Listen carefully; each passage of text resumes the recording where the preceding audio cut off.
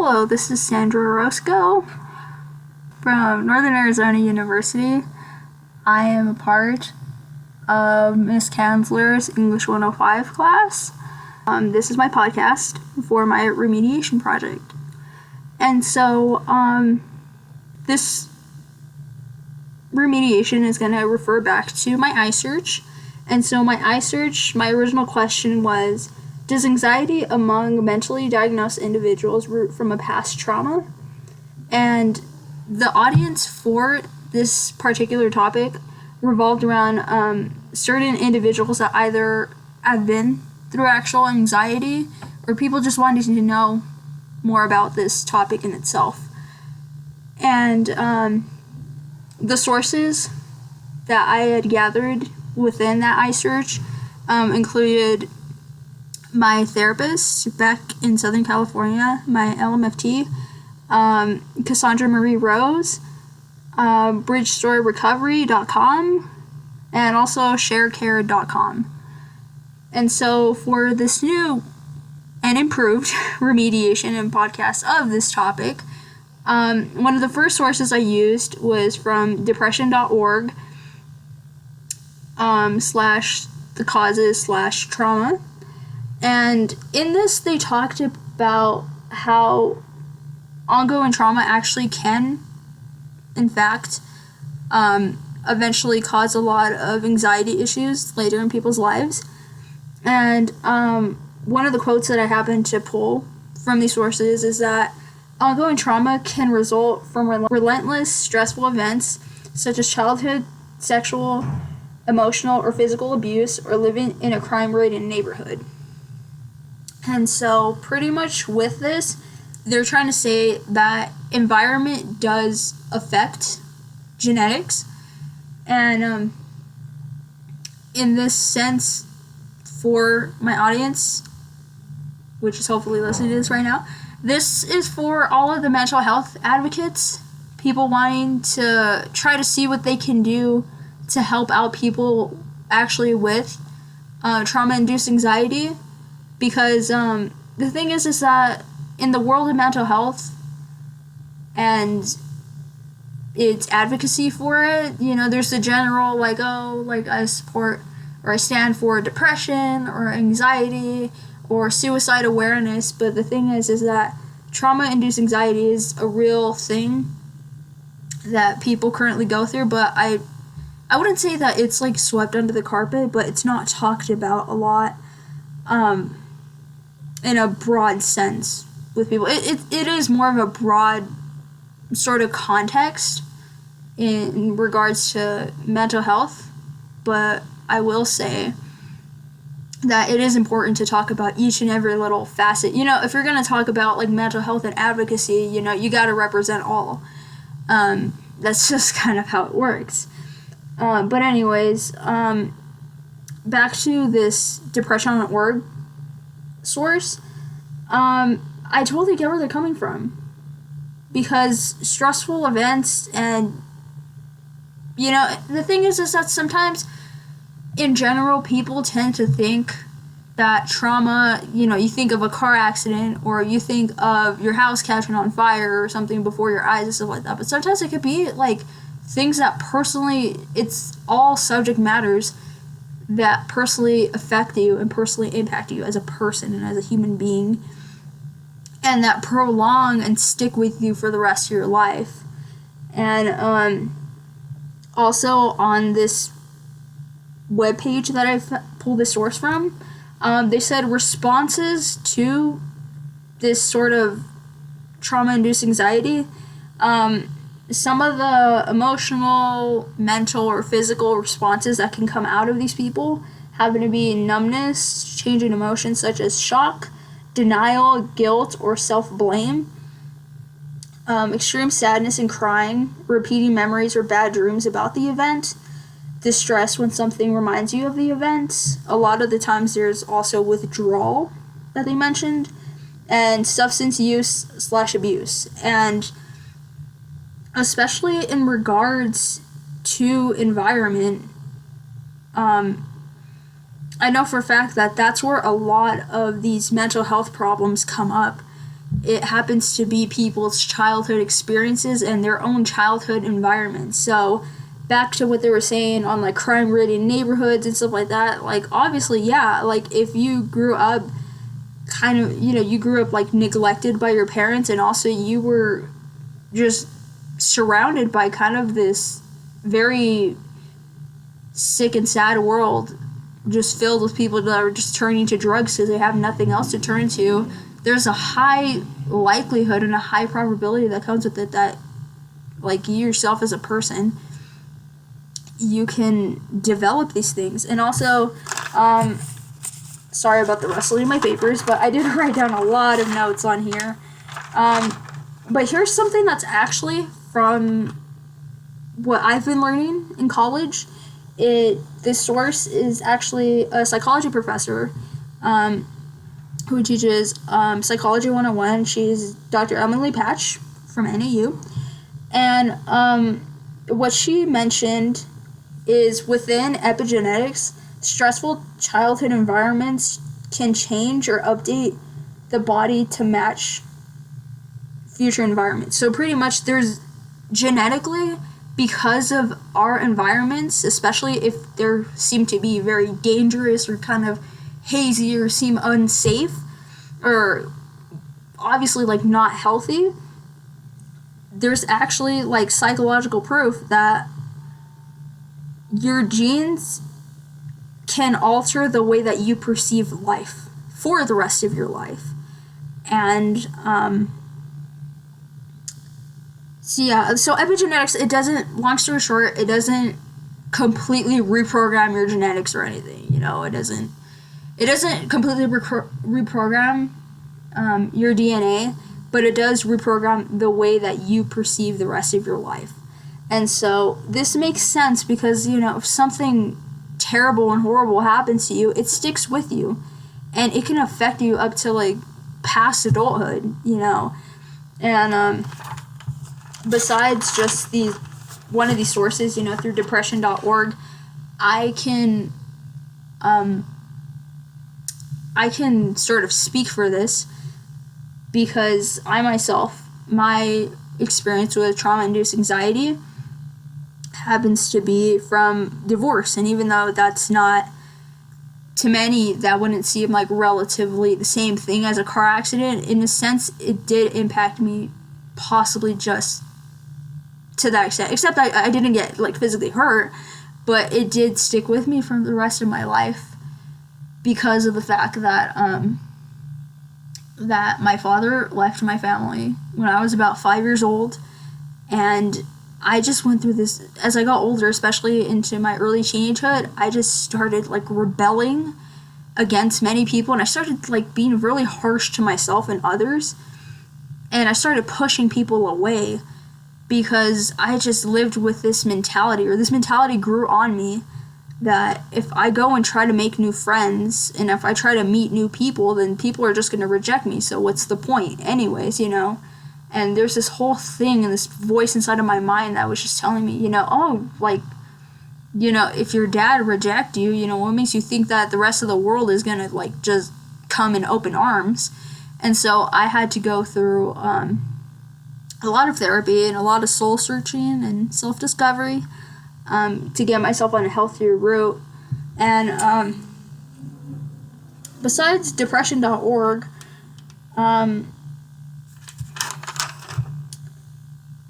there was also bustle.com, and even though .com, usually they don't seem like credible sources because, it's hence like commercial, and so it's a lot of it is opinionated.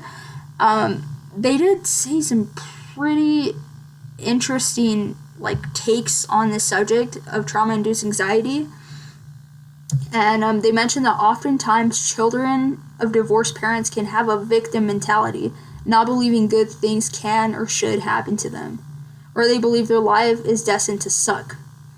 And with a constant need they also live with a constant need for approval, and society not always providing it, you are left feeling not good enough. And I truly can speak for that. Like, I lived a lot of my life believing that, like, I shouldn't socially interact with many people because I always had a fear of rejection and getting hurt by a lot of people. And yeah,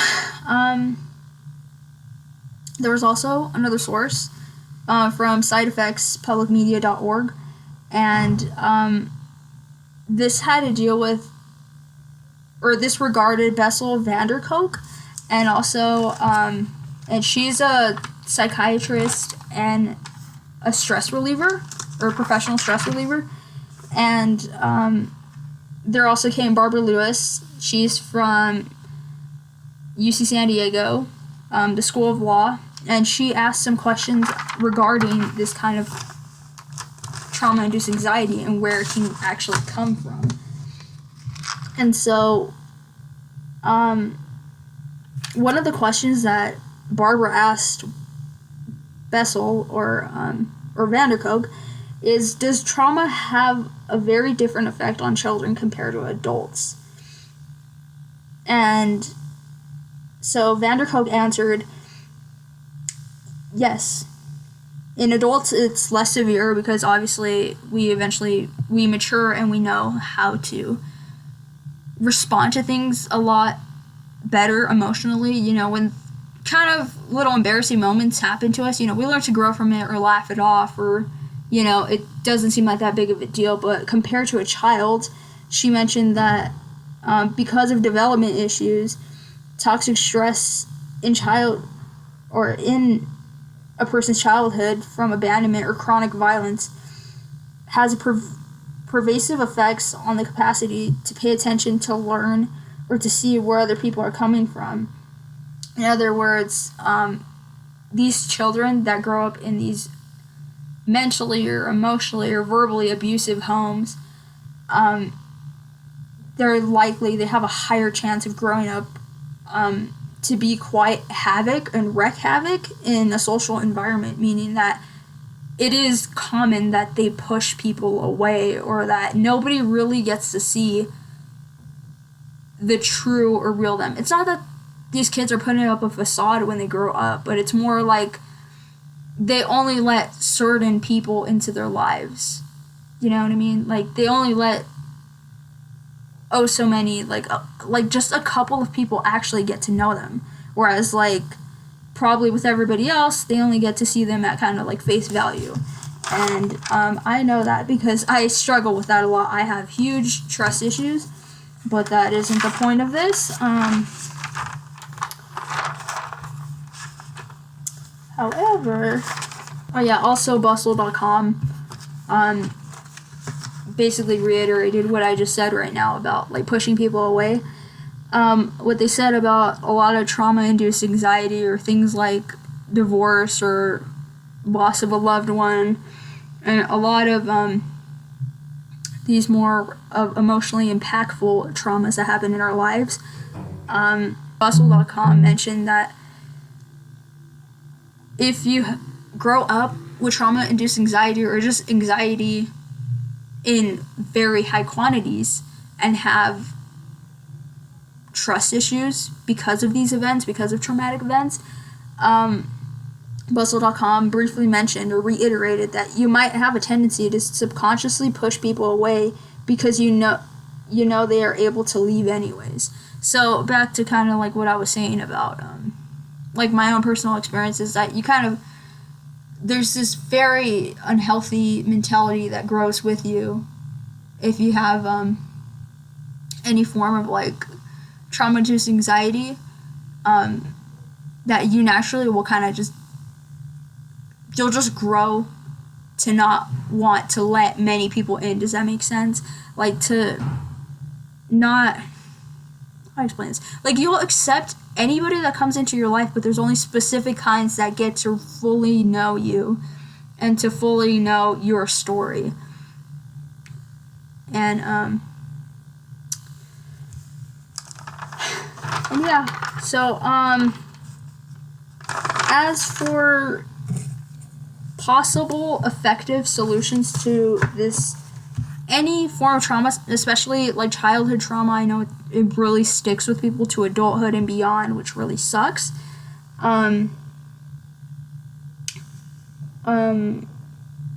referring back to Barbara Lewis from UC San Diego, the School of Law, when she asked, are there effective solutions to childhood trauma? Vandernook, she answered that one thing we can do, which is not all that well explored because there hasn't been that much funding for it, which kind of sucks in the world of mental health.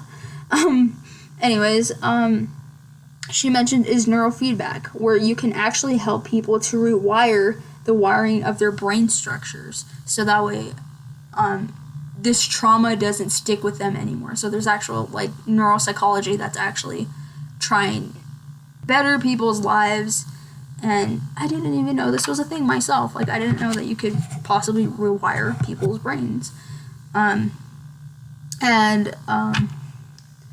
Vandernook also mentioned that another method is putting people in safer environments and helping them to create a sense of safety inside of themselves. And that's completely true. Like, I know for a fact that with my trauma-induced anxiety, from the divorce that happened when I was a kid, my natural irrational fear of the unknown, and kind of being afraid of rejection and being afraid of talking to people, actually creating and building this mentality of you never know unless you try, and trying to talk to people and trying to get, the ball rolling or get some conversations going with people, it actually helped me, and it made me feel a lot better, and it made me feel a lot more connected and a lot more safe, like it made me feel and seem like, like life isn't all that bad, and, it's just the evils in my mind that we're depicting that are already sort of foreshadowing that if I meet people, they're just going to turn me away. But that's not the case. I've met a lot of cool people, especially in college. A lot nicer people than in high school. I'm not going to lie. But yeah, in college, I've met a lot of really cool people, interesting people. They come from all over, mentally, emotionally, physically, and even geographically. And it's pretty sweet, and it's pretty amazing.